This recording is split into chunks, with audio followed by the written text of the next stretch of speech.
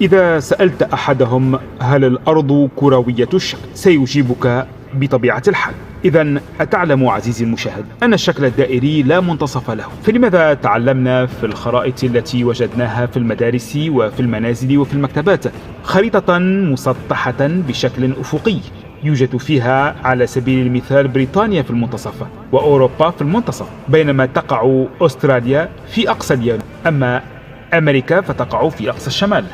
أي ليست الأرض كروية الشكل، وبالتالي يمكن أن تكون أستراليا هي في المنتصف كما يمكن أن تكون روسيا. فلماذا درسنا الأمر بهذا الشكل؟ العالم في الحقيقة ثلاثي الأبعاد كروي، ولهذا السبب لا يمكن تمثيله بدقة 100% على خريطة مسطحة ثنائية الأبعاد بدون تشويه في القياسات أو الأشكال أو الاتجاه. إذا أي خريطة تختار منتصفا تعتمد دائما على اختيار معين، وهو ليس حقا طبيعيا للأرض بل اتفاقا بشري. الخرائط الشائعة التي تدرس في المدارس خاصة منذ القرن التاسع عشر والعشرين هي إسقاط ميركاتور الذي اخترعه عالم الخرائط جيراردوس ميركاتور عام 1569. إليكم المعلومة الأكثر دهشة.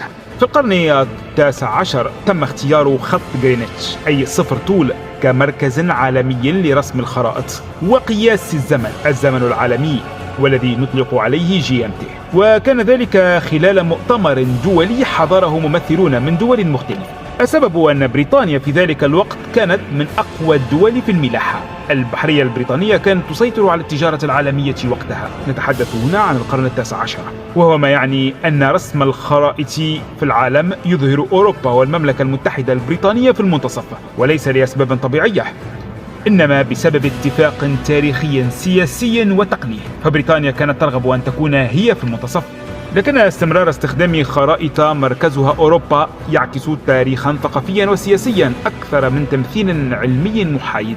هنالك الكثير من البدائل لخرائط العالم مثل إسقاط جال أو أساليب أخرى حديثة والتي تظهر العلاقات بين الدول بشكل أكبر عدلا. في بعض البلدان مثلا في الولايات المتحدة الأمريكية تم إدخال الخرائط الجديدة بدلا من ميركاتور لمساعدة الطلبة على فهم العالم بشكل وأكثر دقة. إذا الأرض كروية الشكل لا منتصف فيها، ولا يمكن لأي أحد مهما كان أن يضع خريطة مسطحة توجد فيها أوروبا وبريطانيا في منتصف الكرة الأرضية. فهذا الخطأ الشائع الذي تداولناه جيلا بعد جيل